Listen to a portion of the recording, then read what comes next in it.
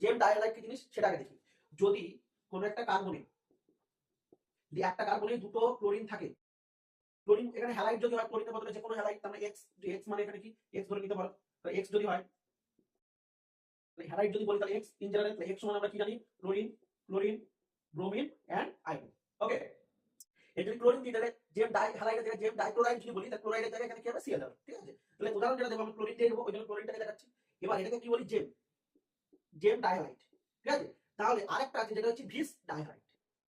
ভিস মানে হচ্ছে দুটো পাশাপাশি মানে কি অ্যাডজাসেন্ট কার্বন, অ্যাডজাসেন্ট কার্বন হবে মানে পাশাপাশি কার্বনের উপরে দুটো ক্লোরিন বা হ্যালাইড যুক্ত থাকবে। তোমরা এটা মনে রাখতে, এটাকে কি হলো ভিস ডাইহ্যালাইড,